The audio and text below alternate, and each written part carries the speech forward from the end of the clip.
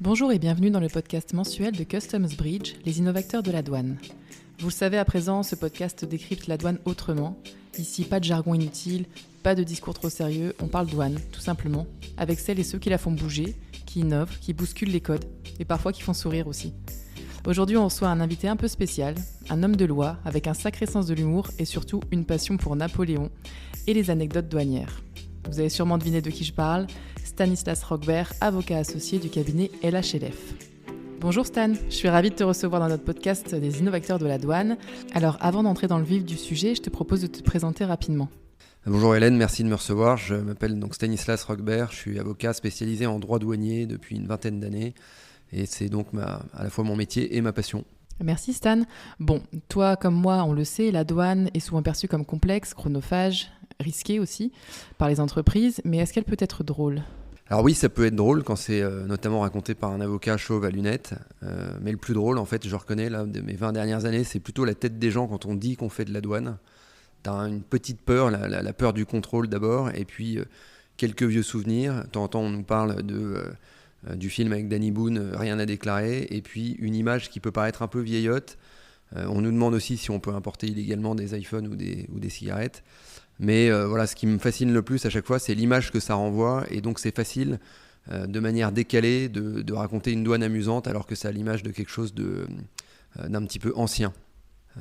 Malgré tout, c'est possible de faire rêver les gens en 30 secondes. C'est ce que j'appelle l'elevator pitch. Bon, eh bien, je compte sur toi pour nous faire rêver alors. Alors attention, c'est du droit douanier, donc je ne suis pas Didier Deschamps et je ne vais pas vraiment faire rêver les gens, mais en synthèse, ce qu'on pourrait dire, et en prenant un peu de hauteur, si on a entendu parler de Trump, du Brexit, de la guerre en Ukraine, des normes européennes et des droits de douane, et ben en fait, effectivement, on est concerné par la douane, on est concerné par des flux internationaux, et donc l'idée est de sécuriser, d'optimiser, de fluidifier ces échanges.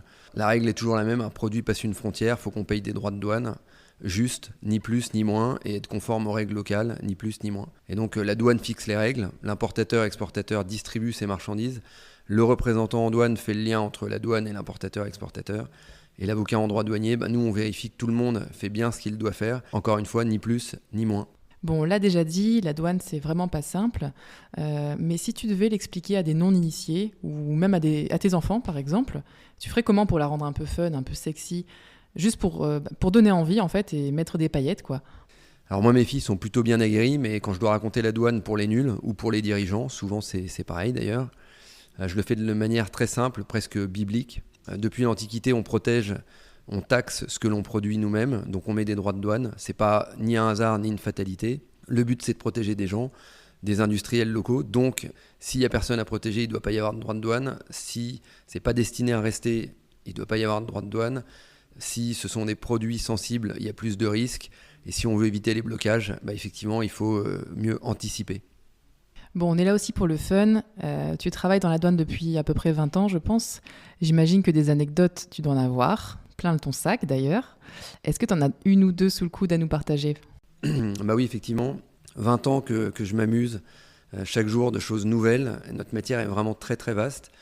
Alors, il y a effectivement tout ce qui touche aux droits de douane, les fondamentaux, les normes, les réglementations nouvelles, la géopolitique, le contrôle des importations et des exportations.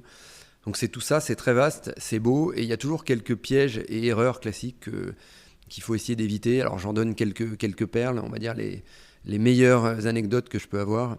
Ceux qui nous disent la douane depuis 1993, ça n'existe plus. Ceux qui nous disent aussi, et je l'ai eu il y a quelques jours, nous on n'est pas concernés par la douane, on n'a que des flux en Europe, notamment avec le Royaume-Uni et la Suisse. Bon, ça, oui, vous êtes concernés par la douane. Ceux qui confondent origine et provenance, ça nous arrive aussi tous les jours. Ceux qui nous disent on va changer de code douanier parce qu'en fait il y en a un qui est moins taxé, qui est plus favorable. Et non, ça ne marche pas comme ça non plus. Comme l'origine, on parle de règles spécifiques pour déterminer un code douanier ou une origine. Ceux qui nous disent on n'a qu'à baisser de 50% la valeur en douane pour baisser le montant des droits de douane, ça ne marche pas non plus. Et donc ce qu'on dit très souvent, c'est qu'il y a des risques importants. Et ça, on le dit notamment aux directeurs généraux parce qu'ils sont pénalement responsables, avec des risques qui peuvent remonter sur 5 ans en arrière. Et donc le but, c'est pas d'être ceux qui bloquent tout le monde ou qui empêchent de faire du business, c'est d'être ceux qui rappellent les bonnes règles aux bonnes personnes au bon moment. Après, j'ai quelques anecdotes spécifiques avec certaines fonctions. Les acheteurs notamment qui se targuent toujours d'économiser 2 ou 3% de prix d'achat. Lorsqu'on leur explique qu'on peut économiser en moyenne 5%, 10%, 12% de droits de douane, c'est quand même un peu plus avantageux. Les commerciaux qui comprennent pas toujours les incoterms. Les incoterms, pourtant, ça permet de déterminer les risques et les obligations. Et puis les directeurs juridiques qui signent des contrats à peu près pour tout dans l'entreprise, sauf des contrats avec les représentants en douane ou les clients et les fournisseurs sur les aspects douaniers. Oui, en effet, c'est très vrai ce que tu dis, et on se rend compte que la douane est très souvent sous-estimée, et les risques encourus surtout. D'ailleurs, moi personnellement, j'entends encore très souvent des personnes qui me disent non, nous on sous-traite la partie douanière, donc on n'est pas impacté.